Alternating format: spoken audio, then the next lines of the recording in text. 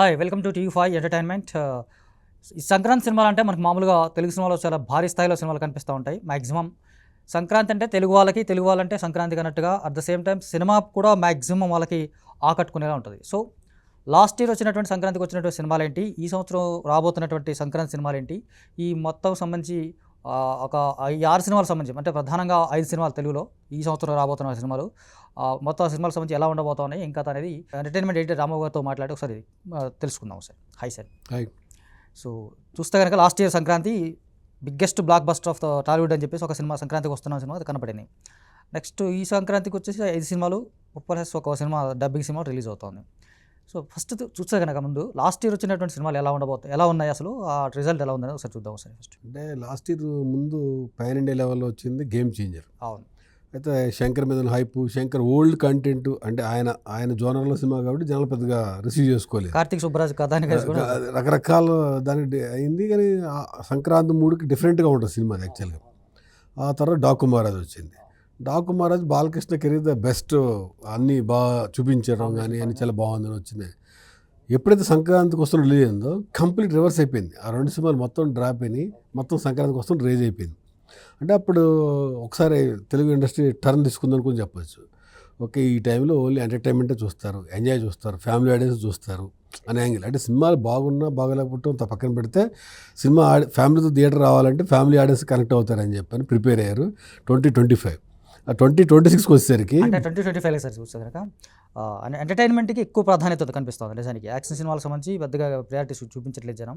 At the same time Dil Raju గారు produce చేసినటువంటి game changer సంక్రాంతికి వస్తున్న 2 సినిమాలు రావడం వల్ల కూడా దిల్ రాజు 2 మిక్స్ అయిపోయినట్టే రిజల్ట్ పక్కన పెట్టాలి. ఎందుకంటే రిజల్ట్ కాన్ డిసైడ్, మనం ఏం చెప్పలేదు. రిజల్ట్ గేమ్ చేంజర్ బాగా బ్యాడ్ అనిపించగానే సంక్రాంతి కోసం కంప్లీట్ బ్లాక్ బస్టర్ హిట్ కొట్టింది. అన్ని వాళ్ళ బ్యానర్కి కానీ వెంకటేశ్వర కెరీర్ కానీ అనిల్ రావుడికి కానీ అన్నాటికి అది మిక్స్డప్గా చూడాలి దాన్ని కంప్లీట్గా. అంటే ఫ్యామిలీ ఆడియన్స్ సంక్రాంతికి ఫ్యామిలీ ఆడియన్స్తే పట్టు అని కూడా వినోదాత్మకమైన సినిమాలకి 100% ప్రధానంగా సంక్రాంతికి వస్తున్న సినిమాతో తెలియదు. సో 2026కి సంబంధించి చూస్తే కనుక ఇప్పటివరకు వచ్చినటువంటి ట్రైలర్ వచ్చినప్పుడు ఈ టీజర్స్ సినిమాలకు సంబంధించి చూస్తే కనుక బెటర్ ఎలా ఉండబోతున్నాయి అనేది ప్రధానంగా ఎలా కనిపిస్తుంది మనకు. అంటే యాక్చువల్గా లాస్ట్ ఇయర్ ఎక్స్పీరియన్స్తో అనుకుంటే ఈసారి నిర్మాతలు కానీ అందరూ కూడా ఎట్ ఏ టైం అందరూ ఇప్పుడు ఎంటర్టైన్మెంట్ మీద పడ్డారు. ఇప్పుడు ఫస్ట్ ప్రభాస్ సినిమా వస్తుంది రాజాసాబ్ హర్రర్ బేస్ కామెడీతోటే ఉంది మిక్సప్ అయ్యి. అంటే ఆయన పాన్ ఇండియా స్టార్ అయినా మారుతి దాన్ని ఆయన మారుతికి ఉన్న గ్రిప్పు హర్రర్ కామెడీ, ఆ యాంగిల్లో ఆ హీరోని ఒప్పించడం పెద్ద హిట్ అనుకోవాలి.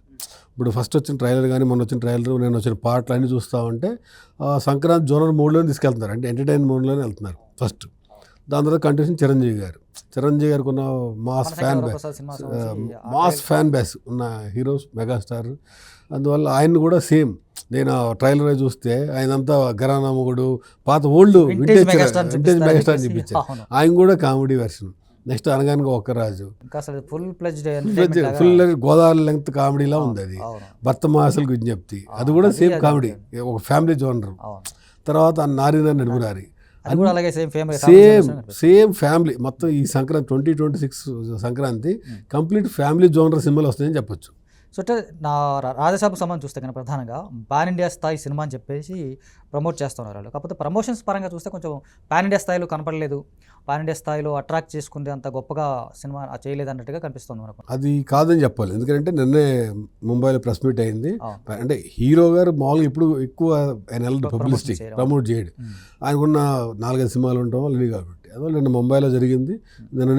నిన్న ముంబైలో సాంగ్ లాంచ్ చేసినప్పుడు కలర్ మారింది సినిమా, కొంచెం క్లైమాక్స్ అన్నీ కూడా చాలా బాగుంటుంది. మారుతి ఇంటర్వ్యూస్ అన్నీ చూస్తూ ఉంటే లాస్ట్ 2 నిమిషాలు నెక్స్ట్ లెవెల్ ఉందని చెప్తున్నాడు. అంటే సినిమా క్లైమాక్స్ పార్ట్ అంతా కూడా ఇలా డిఫరెంట్గా ఉంటుంది. ట్రైలర్ పార్ట్ చూస్తే పెద్దమ్మ అంటే నాకు అరుంధతి సినిమాలో డైలాగ్ గుర్తొస్తుంది, అరుంధతమ్మ వచ్చావా అన్నట్టు. ఆ యాంగిల్ చూస్తే మారుతి కూడా కనెక్టింగ్, మారుతి జోనర్ కనెక్ట్ అయ్యే సినిమా చూస్తూ ఉంటాం. అంటే మారుతి జోనర్ అన్నారు కాబట్టి కరెక్ట్ చెప్తే కనుక మారుతి చెప్పిన ఇంటర్వ్యూస్లో చూస్తే కనుక ఇది కామెడీ సినిమా కాదు ఎట్టి పరిస్థితిలో, అంటే హారర్ కామెడీ సినిమా కాదు ఇది అనేది ప్రధానంగా ఇంటర్వ్యూలో ఆయన చెప్తున్నారు. అన్ని ఇంటర్వ్యూలో అదే చెప్తున్నారు.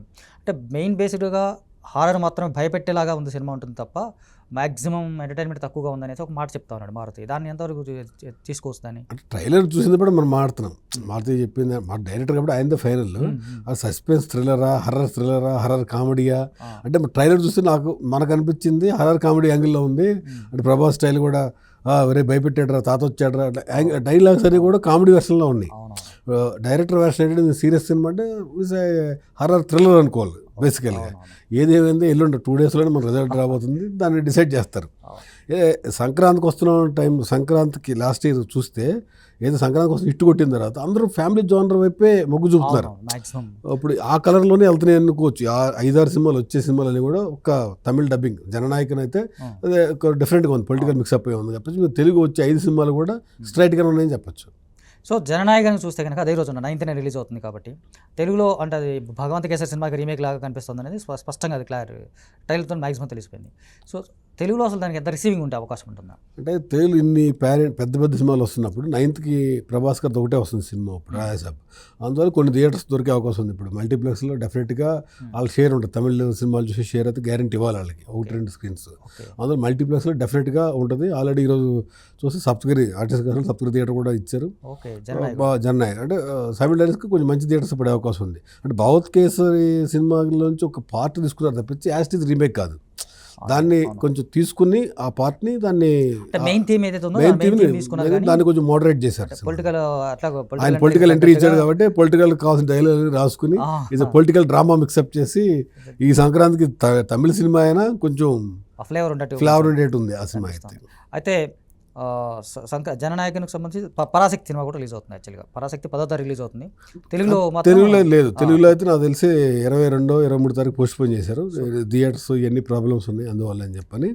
అందువల్ల తెలుగుకి సంక్రాంతి తెలుగుకు సంబంధించి పరాశక్తి తెలుగు ఇప్పుడు ఈ సంక్రాంతి మాట్లాడలేదు. ఎందుకంటే సుధా కొంగర మంచి హిట్ కొట్టున్నది కాబట్టి చాలా మంది స్టార్ కాస్ట్ కూడా ఉన్నారు. స్టార్ కాస్ట్ కూడా శివకార్తికేయన్ అంత చూడగానే జయం రవి అందరూ సంక్రాంతికి వస్తుంది అది కూడా వస్తుందని యాంగిల్ చూసారు పరాశక్తి టైటిల్ తోటి. కానీ ఈసారి అది పోస్ట్ పోన్ అంటే చెప్పచ్చు. అంటే at the same time entertainment పరంగా చూస్తే కనుక సినిమా తెలుగులో కొంచెం అవకాశాలు తక్కువగా ఉన్నట్టుగానే కనిపిస్తుంది సినిమా ట్రైలర్ చూస్తే కనుక. సో మనశంకర వరప్రసాద్ గారు చూస్తే కనుక చిరంజీవి వింటేజ్ లుక్ లేకపోతే వింటేజ్ స్టైల్ కావచ్చు, లేకపోతే మెగాస్టార్ అనేటువంటి ఒక స్వాగ్ ఇవన్నీ ప్లస్ పాయింట్ లాగా ఉంటాయి. And at the same time hit mission అయినటువంటి అనిల్ రావిపూడి హిట్ మిషన్ అయిపోయాడు కదా మ్యాక్సిమం. అనిల్ రావిపూడి కాంబినేషన్ వస్తున్న సినిమా అంటే ఈ సినిమా సంబంధించి చాలా ఎక్స్పెక్టేషన్స్ అయితే ఉన్నాయి. దాన్ని ఎట్లా రీచ్ అయ్యేలాగా అవకాశం ఉందంటారా? 100%. ఎందుకంటే సంక్రాంతి వచ్చే సినిమాల్లో ఫస్ట్ పార్ట్ కింద చెప్పచ్చు. రాజాసాబ్ అయిపోయిన తర్వాత నెక్స్ట్ వచ్చే 2 days గ్యాప్ తర్వాత చిరంజీవి గారు వస్తున్నారు. ఇప్పుడు దాకా లాస్ట్ సినిమాలన్నీ కూడా ఆయన ఒక డిఫరెంట్ జోనర్లో వెళ్తూ ఉన్నారు. ఫస్ట్ టైం ఆయన వింటేజ్ చిరంజీవి కొంచెం కామెడీ యాంగిల్ ఫుల్ లెంత్ తీసుకొచ్చారు. ట్రైలర్ చూస్తూ ఉంటే ఫుల్ మిక్సప్ చేశారు కంప్లీట్గా. అలాగే వెంకటేష్ గారు ఇప్పుడు ఫ్యామిలీ లాస్ట్ ఇయర్ హిట్ కొట్టి మళ్ళీ వెంకటేష్ సెంటిమెంట్గా ఆయన పెట్టడం, వచ్చిన 3 పాటలు హిట్ అయిపోవటం, ప్రమోషన్స్లో కూడా కోఆపరేట్ చేయటం ప్లస్ హైలైట్ అది కాక వచ్చిన పాటలు 3 పాటలు 3 హిట్ అయిపోయినాయి. అన్నిట్లు కలిసి వచ్చే అంశంలా కనిపిస్తుంది. అంటే మెగా ఫ్యాన్స్ దానికి యాడ్ అవుతారు. చిరంజీవి గారు కొంచెం బాగుందంటే చిరంజీవి వెంకటేష్ ఉన్నారంటారు, సరదాగా వెళ్దాం అనుకునే ఆడియన్స్ ఉంటారు తప్పించి ఏం చూస్తామో అనుకునే పరిస్థితి నా ఉద్దేశం. అంటే ప్రీవియస్ మూవీస్ ఏదైతే బోలాశంకర్ సినిమా 2023 రిలీజ్ అయింది, ఆ తర్వాత వచ్చినటువంటి విశ్వంబర పోస్ట్ పోన్ అవడం అనేది కొంచెం గ్యాప్ రావడం బాగా చిరంజీవి గారికి ఆ గ్యాప్లో వింటేజ్ మెగాస్టార్తో కనిపించడం అనేది బిగ్గెస్ట్ ప్లస్ పాయింట్ అయ్యే అవకాశం ఉంది. 100% అది. సో అంటే ఈ సంక్రాంతికి రాబోతున్నటువంటి సినిమాల్లో మనశంకర వరప్రసాద్ గారు ఫస్ట్ ప్లేస్లో కనపడే అవకాశం ఉన్నట్టు అనుకోవచ్చా? రిలీజ్ తర్వాత చెప్పగలుగుతాం. ఇప్పుడు దాకా ఉన్నట్లో ప్రమోషన్స్ సాంగ్స్ రీచ్ అయితే ఇప్పుడు దాకా ఫస్ట్ ప్లేస్ ఉందని చెప్పచ్చు. సో నెక్స్ట్ భర్త మహాశైల విజ్ఞప్తి, మాస్ మహారాజా రవితేజ అంటే చాలా కాలంగా ఆయన హిట్ లేకపోయాడు చూడటం. హిట్ అనగానే అంటే ఒక గతంలో ఒక సంక్రాంతికి రావాలని చెప్పేసి చాలా ప్రయత్నం చేశాడు. ఆ టైంలో చివరి నిమిషంలో లాస్ట్ పోస్ట్ పోన్ అయిపోయింది సంక్రాంతి నుంచి. ఎలాగైనా సంక్రాంతికి రావాల్సిందే అని ఫిక్స్ అయినటువంటి సినిమాగా కనిపిస్తుంది భర్త మహాశైల విజ్ఞప్తి. సో ఆ సినిమా టీజర్ చూసినా కూడా కొంచెం ట్రైలర్ చూసినా వీటికి సంబంధించి చూస్తే కొంచెం ఎంటర్టైన్మెంట్, కంప్లీట్గా ఎంటర్టైన్మెంట్ అంటే మాస్ రాజా ఫ్లేవర్ తగ్గించి కంప్లీట్గా ఎంటర్టైన్మెంట్ ఫ్లేవర్లో ఉండేలాగా ఉన్నట్టు కనిపిస్తుంది. సో ఎలా ఉండబోతుంది సినిమా? 100%. ఎందుకంటే లాస్ట్ ప్రీవియస్ సినిమాలన్నీ ఆయన చాలా నిరాశపరిచినాయి. ఎందుకంటే రవితేజ సినిమా ఆయన హిందీ రైట్స్ కోసం కొంతమంది హిందీ డబ్బింగ్ కోసం రకరకాల యాంగిల్స్ కోసం ఫైట్లు పెట్టేయటం, రకరకాల యాంగిల్ వెళ్ళిపోయారు. ఆయన కూడా ఫోర్స్ఫుల్గా అన్ని చేసుకుంటూ వెళ్ళిపోతుంటే తప్పించి ఎక్కడ కథాపరంగా బలంగా వెళ్ళలేదు, చూసుకోలేదు. కానీ లాస్ట్ 3 తర్వాత ఆయనకి కొంచెం మార్పు కనిపిస్తుంది సినిమా వచ్చేసరికి. ఇది కూడా ఫ్యామిలీ ఆడియన్స్ కంప్లీట్. ఇప్పుడు దాకా చూడండి రవితేజ చూసినట్టు అనిపించింది. టీజర్ చూడగానే అనిపించింది నాకు సంక్రాంతి కోసం పర్ఫెక్ట్గా డిజైన్ చేసిన సినిమాలాగా అనిపించింది అది. అంటే సినిమా షూటింగ్ కూడా చాలా తక్కువ టైంలో కంప్లీట్ చేసినట్టుగా ఫినిష్ చేసినట్టుగా అనిపిస్తుంది. కిషోర్ తిరుమల డైరెక్షన్ టీజర్ ఇమీడియట్గా అనౌన్స్ చేయడం, పబ్లిక్ టైటిల్ అనౌన్స్ చేయడం, టక్కడ సినిమా అనౌన్స్ చేయడం అనేది చాలా చాలా ఫాస్ట్గా అయిపోయింది సినిమా సంబంధించి. సో మీరు అన్నట్టుగా సంక్రాంతి సినిమా కోసమే నేను ప్రిపేర్ చేసినట్టుగా. అంటే స్పీడ్గా చేయడం అంటే ప్రొడక్షన్ ఎప్పుడైనా సరే అలా ప్లానింగ్తో వెళ్తే తొందరగా నవ్వుద్ది, ఓకే, రకాల డిలే చేయడం. రవితేజ లాంటి హీరో అంటే ఇప్పుడు సంవత్సరం 2-3 సినిమాలు ఎప్పుడు సెట్స్ మీద చూస్తాడు ఆయన. అవును, అందువల్ల ఒక సినిమా అయిపోయింది, అది రిజల్ట్తో పని లేకుండా ఇంకో సెట్లో సగం 20% షూటింగ్ అయిపోయి ఉంటుంది బేసికల్గా. అవును. అందువల్ల రవితేజ లాంటి హీరో స్పీడ్గా చేయడం డైరెక్టర్లకు కూడా యాక్టివ్గానే ఉంటుంది, ఇప్పుడు ఇబ్బంది రాదు. So Kishore Tirumala previous movies చూసినప్పుడు కూడా కొంచెం తేడాగా కనిపిస్తూ ఉంటుంది కొంచెం, అంటే రిజల్ట్ పరంగా కావచ్చు, లేకపోతే అంటే హిట్ అయిన సినిమా ఒక కంటెంట్ కూడా డిఫరెంట్గా ఉంటుంది. సో దానికి పూర్తి స్థాయిలో డిఫరెంట్గా కనిపిస్తూ ఉంది ఈ భరతమాసల విజ్ఞప్తి. అంటే కంప్లీట్గా ఎంటర్టైన్మెంట్, అంటే కిషోర్ తిరుమల ఇమేజ్కి పూర్తి భిన్నంగా కనిపించబోతుంది అనుకోవచ్చు. అంటే కిషోర్ తిరుమల ఫస్ట్ నుంచి నేను శైలజ కాడి నుంచి తర్వాత అన్నీ చూస్తూ ఉంటే ఎక్కువ ఫ్యామిలీస్, ఆడాళ్ళు మీకు జోహార్లు అన్నీ కూడా ఒక ఫ్యామిలీ ప్యాకేజ్ ఎలా ఉంటుంది ఆయన. అంటే ఈ ఎంటర్టైన్మెంట్ ప్యాకేజ్ లాగా దాన్ని అట్లా ఎక్కువ లేడీస్ నింపి పెడతాడు ఆయన. దీంట్లో చూస్తే ఇద్దరు గర్ల్ ఫ్రెండ్ వైఫ్ మధ్యన ఉండే ట్విస్ట్ లాగా చాలా వెరైటీగా ఉంది. ఏదైనా పాట వచ్చిన పాట కూడా మొన్న వచ్చిన పాట కూడా బాగా వైరల్ అయింది. అంత మంచి పాట వైట్ గా సినిమా సంక్రాంతికి కావాల్సిన కలర్ అయితే కనిపిస్తుంది సినిమాకి 100%. ఇంకో టైంలో వస్తే ఎలా ఉంటుంది, సంక్రాంతిలో కొంచెం బాగుంది అనుకుంటే కంటిన్యూషన్ డెఫినెట్గా సినిమా చూసే అవకాశం ఉంటుంది. రవితేజ ఇమేజ్కి తగ్గట్టుగా, ఇమేజ్కి భిన్నంగా కనిపించినట్టు 100%. ఎందుకంటే ఆయనకు మాస్ మహారాజ్ అంటే ఎంతసేపు 4 ఫైట్లు చేసామా, 2 పాటలు పెట్టాము మాస్ పాటలు అనేదానికి కాకుండా డిఫరెంట్ ఫ్యామిలీ ఆడియన్స్ కూడా థియేటర్ రావచ్చు, నా సినిమా చూడొచ్చు అనే యాంగిల్లో ఉంది టీజర్ చూస్తే. సో మొత్తం చూస్తే సినిమా హిట్ ఫ్లేవర్ అయితే కనిపిస్తుంది, కలర్ కనిపిస్తుంది. అదే. సో అనగనగా ఒక రాజు సినిమా టైటిల్ ఒక డిఫరెంట్గా ఉంది, కొత్తగా కొంచెం అంటే ఒక ఓల్డ్ స్టైల్లో కనిపిస్తుంది. సినిమా లుక్ చూస్తే కనుక చాలా అల్ట్రా మోడర్న్గా కనిపించబోతోంది. అంటే ఎంటర్టైన్మెంట్ ఫ్లేవర్గా గోదావరి స్లాంగ్లో కనిపిస్తుంది. సో సినిమా ఎలా ఉండబోతోంది? యాక్చువల్గా సంక్రాంతి అంటే గోదావరి ఫ్లేవర్ ఎక్కువ. ఆంధ్రాలోనే మళ్ళీ సపరేట్ గోదావరి జిల్లాలో సపరేట్, కోడి పందాలు కానీ ఆపరేట్ కానీ. ఈ సంక్రాంతికి అంటే అనగానే ఒకరోజు ఆ ఫ్లేవర్ ఎక్కువ సినిమాలో కనిపిస్తుంది. ఎన్నటి మీద చూస్తే కమింగ్ సినిమాలో చూస్తే కూడా నవీన్ పోలిశెట్టికి అది కొంచెం ఎక్కువ మైలేజ్. ఎందుకంటే ఆయన ఎక్కువ ప్రమోషన్కి, ఆయన ఎవడు ప్రమోషన్ కోసం 10 మంది తిరగాల్సిన పని లేదు, ఆయనే తిరిగేస్తుంటాడు, ఆయనే దాన్ని రీల్స్ చేసేస్తుంటాడు, ఆయనే విపరీతంగా ప్రమోట్ చేస్తుంటాడు, అదే పని మీద ఉంటాడు. ఇక అందువల్ల దానికి సినిమాకి ఎక్కువ కలర్. అంటే ఇప్పుడు వచ్చిన దాని ప్రకారం చూస్తే సంక్రాంతి వైపులో బాగా వైపు ఉంది, చిన్న హీరోలు చిన్న దాంట్లో కానీ దానికి ఆ కలర్ కనిపిస్తూ ఉంది. అంటే నవీన్ పోలిశెట్టి ఇప్పటిదాకా వేసినట్టు డిఫరెంట్ సినిమాలకు మ్యాక్సిమం ఏజెంట్ యూనివర్స్ కావచ్చు, జాతిరత్నాలు కావచ్చు, లేకపోతే డిఫరెంట్ కంటెంట్ తోటి ఈ సినిమా ఫ్లేవర్ కూడా డిఫరెంట్. అంటే కథాపరంగా చూస్తే కొంచెం ఓల్డ్ కథలా కనిపించినప్పటికీ నవీన్ పోలిశెట్టి ఫ్లేవర్లో బాగుంటుంది, చాలా ఆకట్టుకునేలాగా ఉండేలాగా ఉన్నట్టు కనిపిస్తుంది. 100% అలాగే కనిపిస్తుంది. ఎందుకంటే ఇప్పుడు దాకా అతని పాటలు ఈ యాంగిల్ చూడలే.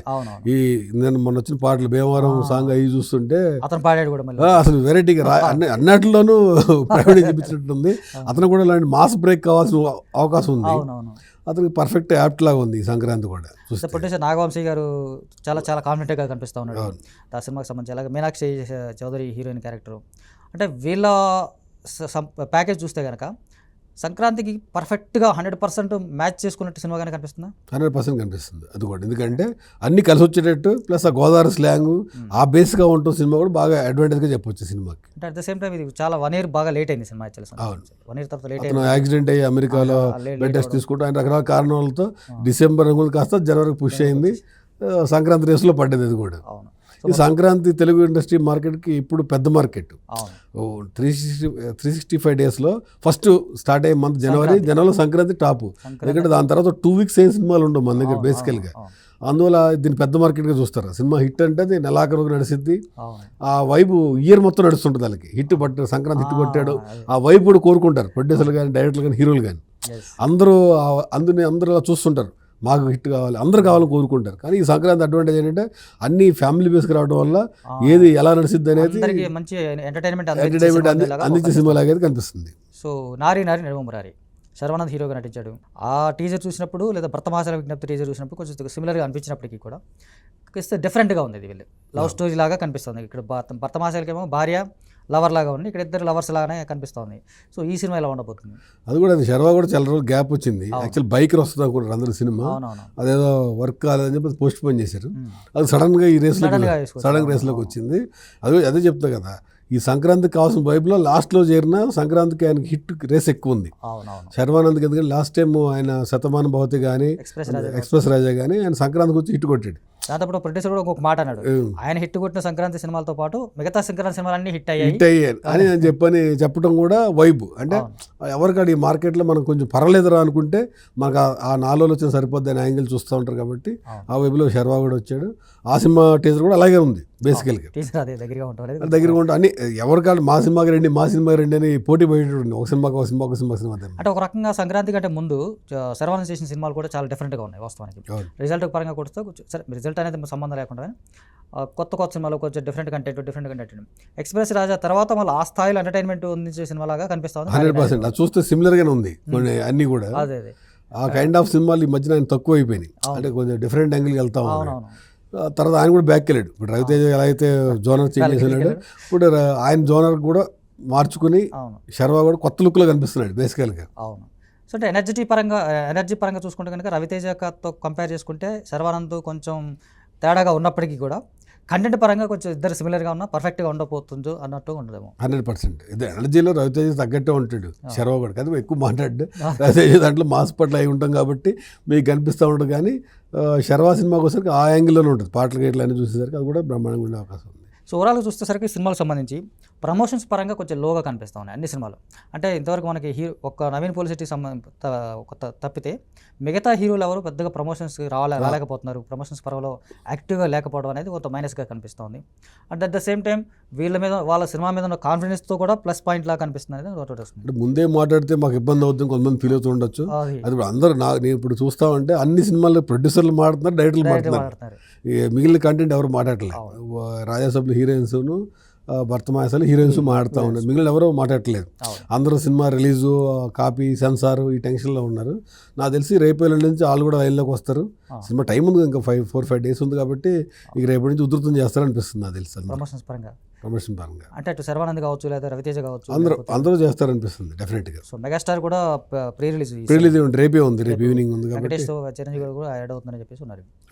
సో ఓవరాల్గా చూస్తే సంక్రాంతికి కావాల్సినటువంటి ఎలాంటి ఫ్లేవర్ అయితే ఉందో ఆ ఫ్లేవర్ యాడ్ చేసుకొని వినోదాత్మకమైనటువంటి సినిమా ఎంటర్టైన్మెంట్ పర్టికులర్ చూస్తే సింపుల్గా సినిమాకి వచ్చిన వాళ్ళందరికీ ఎంటర్టైన్మెంట్ అందించబోతున్నాం గ్యారంటీ. ఈ గ్యారంటీ ఇవ్వడం అనేది కన్ఫర్మ్గా కనిపిస్తుంది ఈ సినిమాస్ అన్ని. 100% ఈ సంక్రాంతి లాస్ట్ ఇయర్కి చూస్తే ఈ డిఫరెంట్గా అంటే ఒక్కో సంక్రాంతి రకరకాల సినిమాలు వస్తుంటాయి యాక్షన్ బేస్గా. కానీ 2020 సంక్రాంతి మాత్రం అందరూ ఎంటర్టైన్మెంట్ అందరూ ఫ్యామిలీ బేస్గా రావడం మాత్రం ఒక జననాయకుడు పక్కన అంటే డబ్బింగ్ సినిమా కాబట్టి మనకు తెలుగు సినిమాల్లో కొత్త సెక్టర్ అనుకోవచ్చు, ఒక ట్రెండ్ సెక్టర్ చెప్పొచ్చు దీన్ని. అందరూ ఫ్యామిలీ ఆడియన్స్ మీద పడిపోయారు. అంటే ఒక టైంలో క్రైమ్ జోనర్, ఒక టైంలో క్రైమ్ యాక్షన్ థ్రిల్లర్స్, అలా రకరకాల జోనర్. ఈ సంక్రాంతి మొత్తం కంప్లీట్ ఫ్యామిలీ ఎంటర్టైన్ జోనర్లో ఉన్నారు అన్ని సినిమాలు. అంటే దీంతో ఏంటంటే సంక్రాంతి కూడా వచ్చేటువంటి సినిమాలన్నీ కూడా సూపర్ హిట్ అవ్వడం వల్ల ఈ సంవత్సరం అంతా సూపర్ హిట్ సినిమా అవ్వబోతుందని చెప్తే అనిపిస్తుంది 100% అది మ్యాక్సిమం. సో ఓవరాల్గా చూస్తే ఈ సంక్రాంతి రాబోతున్న సినిమాలన్నీ 5 సినిమాలకు సంబంధించి 6 సినిమాలు మొత్తం కూడా డబ్బింగ్తో కలిపి కలిసాయి. బిగ్గెస్ట్ హిట్స్ అందుకోబోతున్నాయి, చాలా పెద్ద విజయాలు అందుకోబోతున్నాయి అనే నమ్మకం అయితే కనిపిస్తూ ఉన్నాయి సినిమాలకు సంబంధించి 100% చూస్తే.